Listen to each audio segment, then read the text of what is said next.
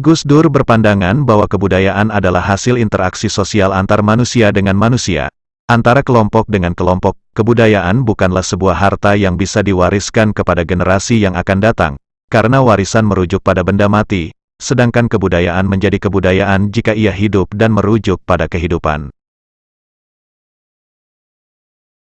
Kebudayaan tidak bisa dijadikan gimmick politik, di mana kebudayaan ditafsirkan sepihak untuk memberikan tekanan kepada kesenian, kesusastraan, bahasa, dan lain sebagainya. Bahasa menjadi kebudayaan karena digunakan sebagai alat berpikir, tetapi, bahasa sering dilihat hanya sebagai teknik.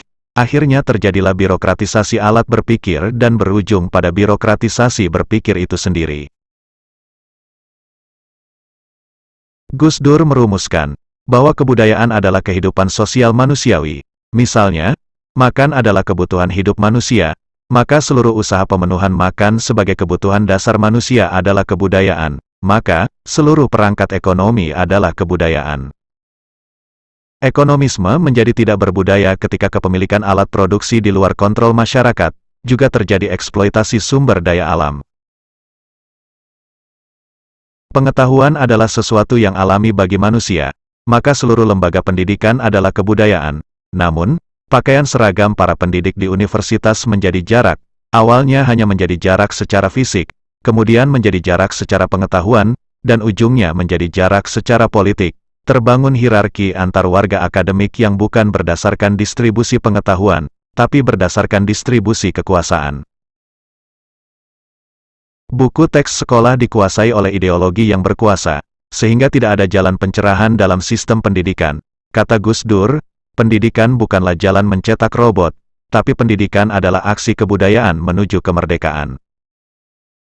Demokrasi menurut Gus Dur adalah keseimbangan antara kekuatan negara dan masyarakat, maka kebudayaan seharusnya sepenuhnya menjadi tanggung jawab masyarakat, dan tidak menjadi wewenang negara dalam bentuk Departemen Pendidikan dan Kebudayaan. Kebudayaan sebuah bangsa pada hakikatnya adalah majemuk, hanya masyarakat kecil dari suku terpencil yang masyarakatnya tidak majemuk. Maka, pola hidup yang diseragamkan atau sentralisasi adalah sesuatu yang sebenarnya tidak berbudaya. Kemajemukan budaya bangsa harus didukung dengan desentralisasi kebudayaan. Maka, pengembangan kreativitas budaya bisa terjadi jika mengacu pada persamaan kedudukan semua warga negara di hadapan undang-undang. Kesimpulannya, Gus Dur menekankan bahwa kebudayaan tidak berdiri di atas kekuasaan negara, tapi kebudayaan lahir dari interaksi antara pribadi dengan pribadi, kelompok dengan kelompok, sambil menjamin kemerdekaan setiap pelaku kebudayaan.